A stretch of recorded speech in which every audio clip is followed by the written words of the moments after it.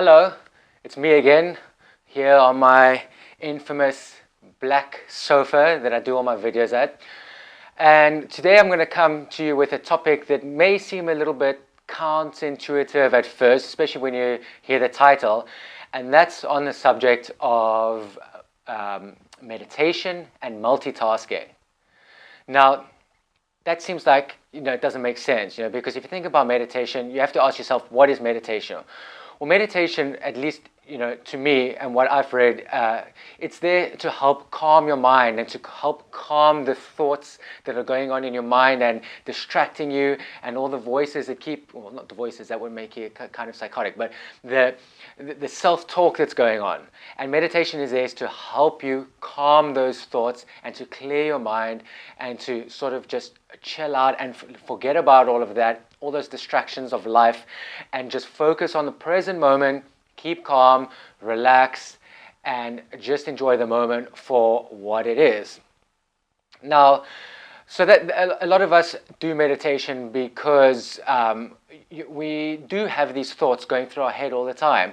I mean, me personally, I have it, from things such as work distractions or relationship or dating distractions or things I'm thinking about from the gym that, that are constantly on my mind. Maybe you have family issues that you're thinking about. All these sort of things, they can distract you and they can go on in your head throughout the day. And it can get very distracting. It can even take a lot of people to the point of neurosis, where they're constantly thinking about it and obsessing about these things. And the meditation helps you just to chill out, relax, forget about all those things, and center and focus on the present while blocking all of those things out. So today I wanted to talk to you about how you can kind of multitask and meditate at the same time. And the reason I even suggested it all is because if you're a person like me that has a lot of interests and hobbies and things that you have to do during the day, your time is very limited.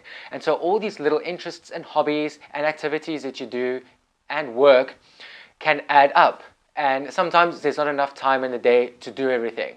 For example, for me, if I just have to think about all the things I have to do in the morning, besides the work activities I have to do during the day, it can consist of foam rolling, meditation, Pilates and stretching, playing piano or doing piano lessons, doing Spanish or Spanish lessons, checking email. Then you got to get ready, go to the gym, come back from the gym and cook. Then you got to work on your business or go to your job. And then in the evening, maybe you read and you have one or two other hobbies you take off. And these things can all add up. So what I've found is that there's actually a way that you can combine a couple of these tasks so that you kill a few birds with one stone in one go. And the reason you can do this is because these kind of activities work together with a meditation that allow you to do them together. So let me give you an example. When I wake up in the morning, one of the tasks I always do, because I'm sitting the whole day, is I foam roll. I foam roll with a nice hard foam roller. Actually, hold that thought like this. And I just iron out all the kinks from the previous day's workout, from sitting at work the whole day. And it's just, for me, it's a great way to sort of loosen up and unwind for the day ahead because I've got gym coming up and a long day of work. Then another thing I like to do is I like to stretch. It's not really yoga itself, but it's a form of stretching to open up everything. And then, and obviously stretching for the workout ahead at the gym. And sometimes on every alternate day, I do Pilates as well, just for 15 minutes to strengthen the core because you're going to be sitting at a desk the whole day. And it's a shitty position to be in, so you need to have a strong core to keep you upright while you're working. Now, what I've found is that you can actually combine these activities together so that when it does come time to meditate, you're already in that sort of meditative state and you only have to meditate for a couple more minutes rather than sitting there for the whole 20 to 30 minutes like you usually would. So let's go through the process so that you understand what I'm talking about. Normally, meditation for me is a 20 to 30 minute ritual. And that consists of the first 10 or 15 minutes is just my mind going crazy and trying to work through all the thoughts that are going on and calm those down and start focusing on one thing and focusing on the present moment. Now, that, like I said, can take sometimes 5, 10, 15 minutes, depending on how crazy your head is on that day.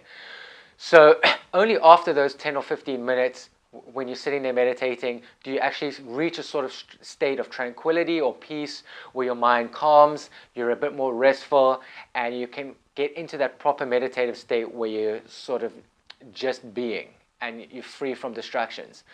So what I've found is that one way to help you get into that meditative state are other activities. For example, let's say in the morning I get up, instead of meditating straight away, I might do piano lessons and focus on playing the piano. And why that's good is because it takes your concentration and makes you focus on one thing instead of all the thoughts that are going on in your mind. So you play the piano for 20 minutes or 30 minutes, and then you go and do your meditation. And by that point, you've been already training your mind to focus on one thing and to block out all the other distractions. So when you get into the meditative state, it's a lot easier to do. But the way that I do it is like this. I get up and I foam roll first thing. Now, while I'm foam rolling, I make sure that I focus on each little muscle and groove and area that I'm working with a foam roller, and make sure that I give it all my attention. And that already starts to put you into that meditative state.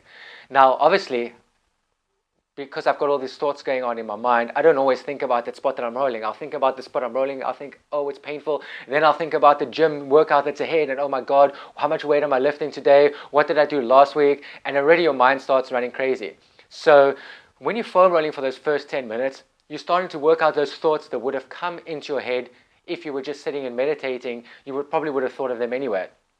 So as I'm foam rolling and working through all of that, these thoughts come and they go, and I acknowledge them. I say, okay, I've got to worry about this. I deal with that thought, and then I just push it out, and I carry on foam rolling. And a few other thoughts will come, and I let those I let them come and go, and so on and so on.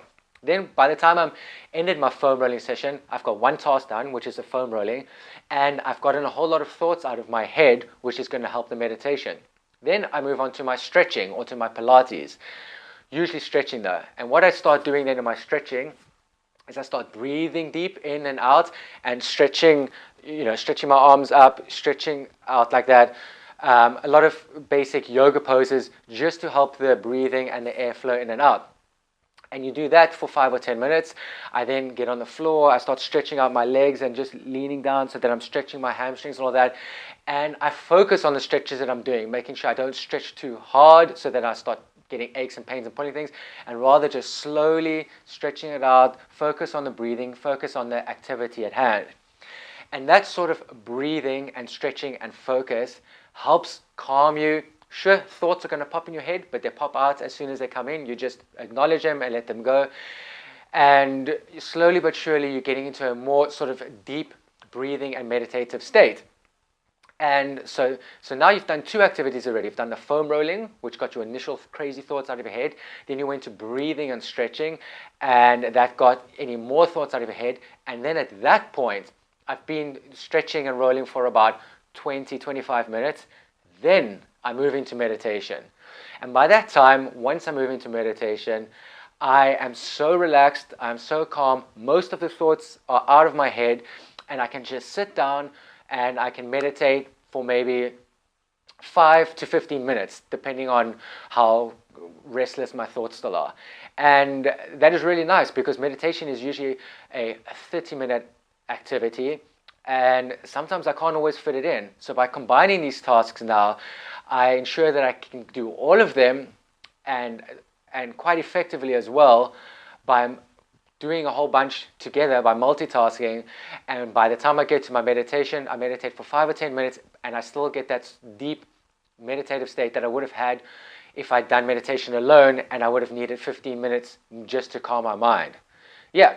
So that's it's kind of like, it's not really multitasking per se, but it's a way of combining tasks together and accomplishing more or less the same things and saving a little bit of time while you do it. And if you have a lot of activities like I do, those extra minutes that you get in every day can certainly add up and help. So I hope that helps you. That's all I wanted to say today, and I'll see you next time. Bye.